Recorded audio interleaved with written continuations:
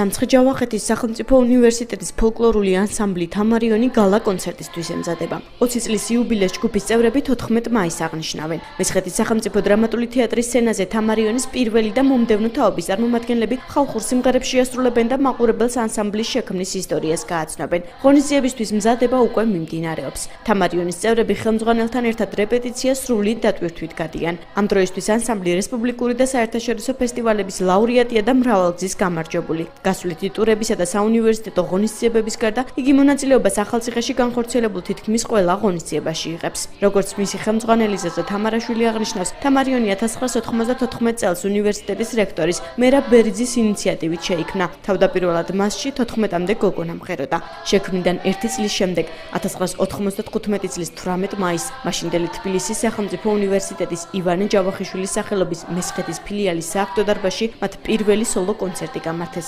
სადაც 20-ზე მეტი სასიმღერო ნომერი იყო წარმოდგენილი.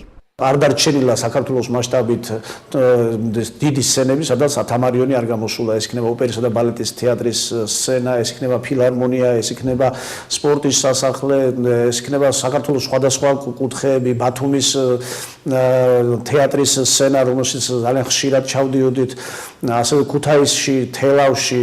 ყოველწლიურად გვიწევს ჩასვლა არტგენის ფესტივალზე, სადაც წარმოადგენთ ხოლმე ჩვენ კუთხეს და ჩვენ სიმღერებს და ვფიქრობ, რომ ძალიან ესეთი აქტიური ცხოვრებით ცხოვრობთ ჩვენ.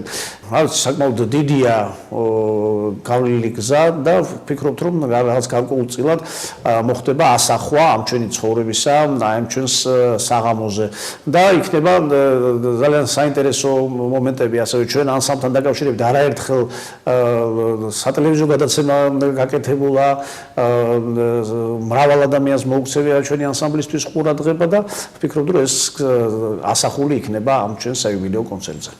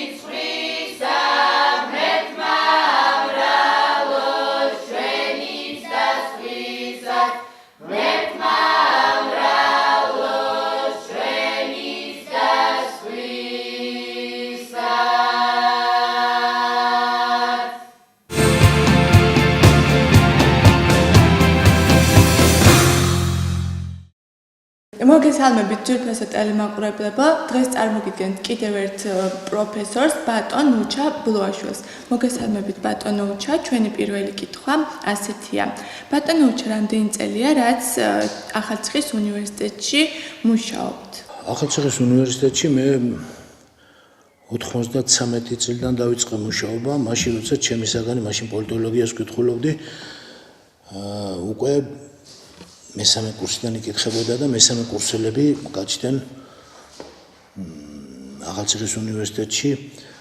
მე და მერაბ ბერიძე სტუდენტობის მეგობრები ვართ. მაშინვე შემითანხმდა მერაბი, როგორც კი უნივერსიტეტი დაჭირდებოდა, მე თქვი რომ მზად ვიყავი ჩემი ხარისთვის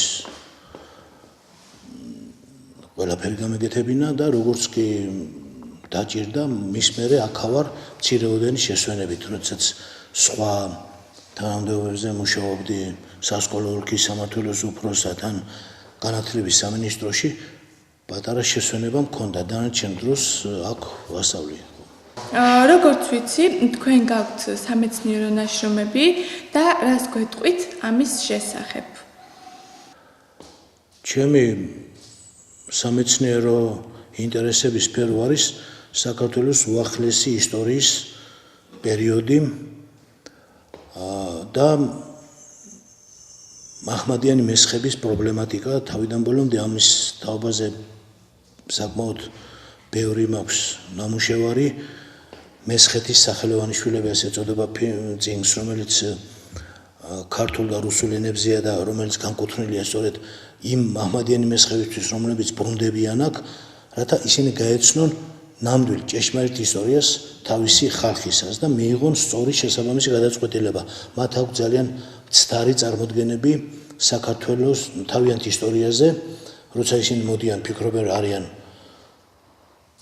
მაჰმადიანი თურქები მაგრამ როცა ეცნობიან ნამდვილ ისტორიას მათ ცნობიერებაში ხდება გარდატეხა ისინი იბრუნებენ ქართულ გვარებს და ქართულ ცნობიერებას აი ამ მიმართულებას ეხმარება ის ჩემი წიგნის და არა მარტო ის არამედ ბევრი სტატიაც ამავე დროს ჩემი წიგნებიდან აღნიშნავ საქართველოს ისტორიის პერიოდს 87-დან 93 წლის ჩათვლით ეს არის მონოგრაფიული გამოკვლევა რომელიც ამ პერიოდს განსხვავებული კუთხით მანამდე არსებული ლიტერატურიდან ასახავს და ჩემი აზრით მნიშვნელოვანი წვლილი აქვს ამ პერიოდის კვლევაში 30-იან წლების რეპრესიებზე მაქვს ძალიან ჩემი აზრით საყურადღებო გამოკვლევა და ამ შემდეგ მუშაობთ თუ არა ამჟამად ახალ წიგნზე ამჟამად მე ჩემი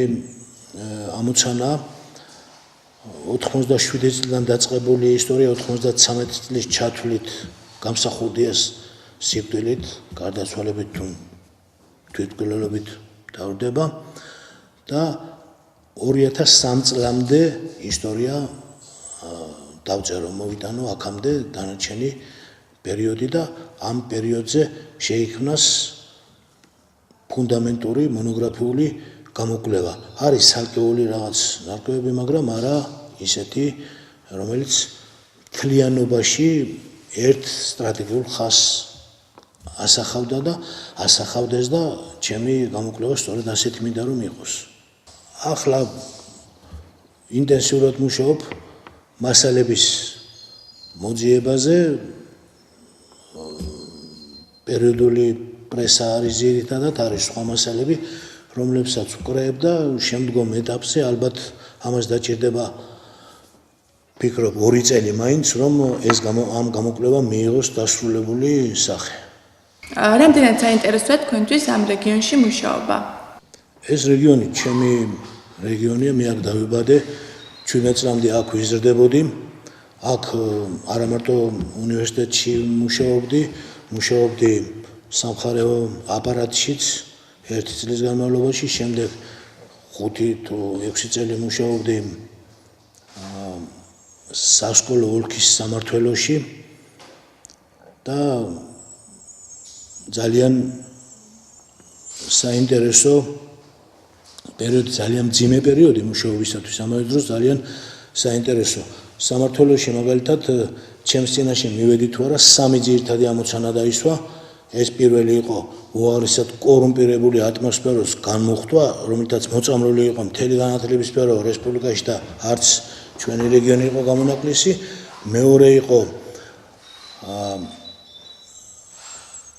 ქართულ საგანმანათლებლო სივრცეს მოწყვეტილი ახალქალაქისა და ნინოწმინდის რაიონების დაბრუნება ქართულ სივრცეში.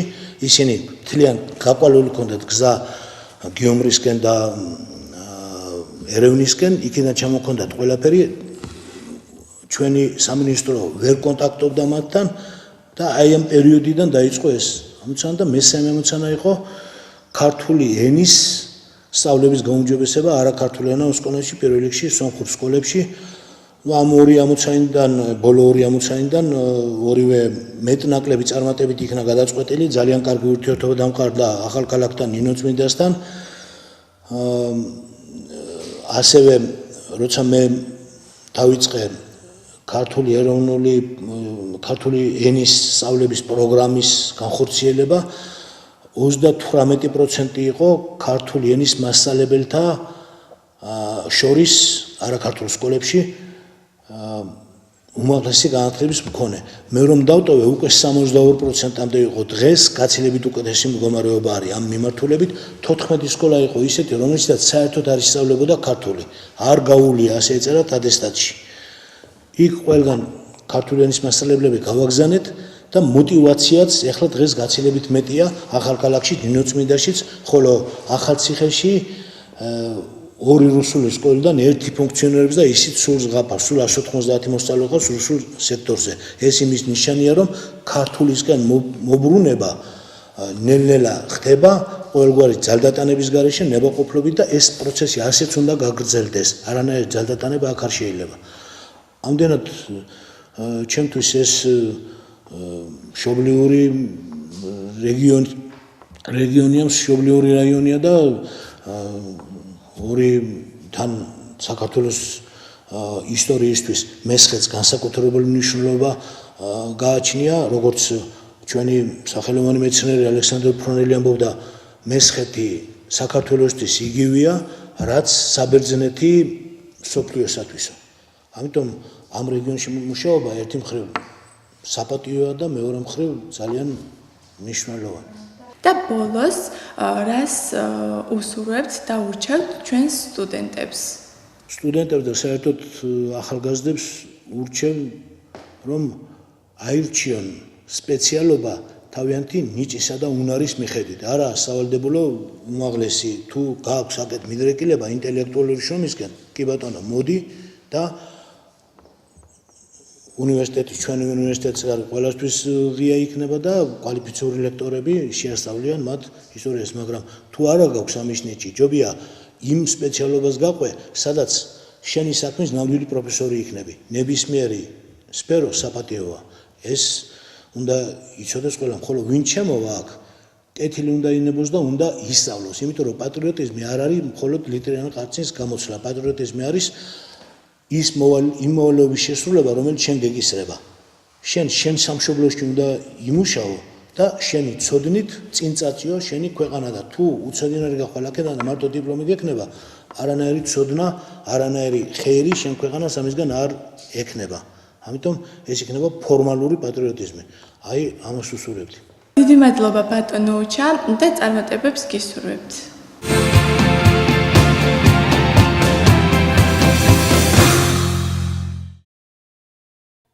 ქართული, სომხური, რუსული, ბერძნული, ებრაული და უკრაინული კულტურა, რელიგია, სამზარეულო და მათთვის დამახასიათებელი ნიშან-თვისება სამცხე-ჯავახეთის სახელმწიფო უნივერსიტეტის სტუდენტებმა წარმოადგინეს. ღონისძიებაზე სახელწოდებით მრავალფეროვნება ჩვენი სიმდიდრეა, ახალგაზრდებმა სხვადასხვა ქვეყანა ერთმანეთს ინგლისურ ენაზე გააცნეს.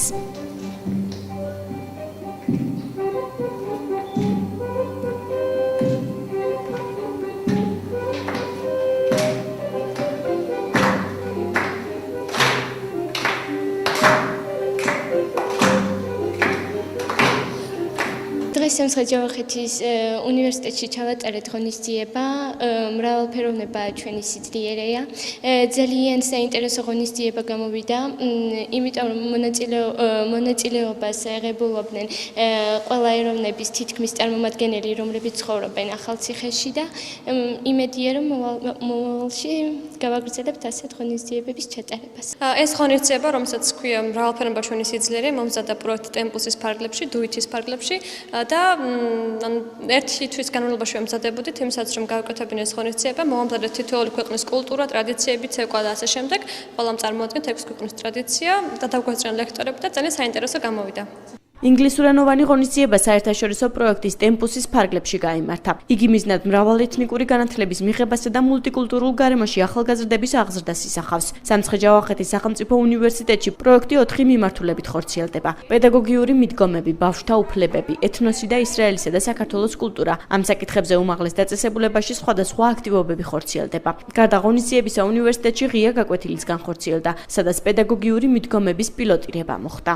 მუშავდება მთლიანი სილაბუსი საერთაშორისო დონეზე და შემდგომ ეს სილაბუსები დაინერგება სხვადასხვა ქვეყნების უნივერსიტეტებში, კერძოდ დაინერგება ახალციხის უნივერსიტეტში. დღეს მოხდა დილით პილოტირება ერთ-ერთი ასეთი პროექტის, ეს იყო პედაგოგიური მიდგომები, ჩატარდა ინგლისური ფილოლოგიის მესამე კურსის სტუდენტებთან, რომელთაც ბაინორი აქვთ პედაგოგიური განხრით, ამდენად ეს ის ბავშვები არიან, რომლებიც შემდგომში წავდნენ სკოლებში და მოახდენენ, თქვათ, აი ამ პროექტის რეალიზებას ადგილზე. სამცხე-ჯავახეთის უნივერსიტეტმა ევროკავშირის საერთაშორისო პროექტი ტემპუსი 2012 წელს მოიპოვა. მულტიკულტურული კურიკულუმის მომზადებისა და კულტურული მრავალფეროვნების კუთხით მასში უმაღლესი დაწესებულების 6 თანამშრომელია ჩართული, მათგან 2 სტუდენტია. ტემპუსის ერთ-ერთ პროექტს სახელწოდებით დუით სახელმწიფოში ისრაელის უნივერსიტეტი ახორციელებს. გარდა ამისა, სამცხე-ჯავახეთის უმაღლეს დაწესებულებაში ტემპუსის კიდევ 3 პროექტი მიმდინარეობს.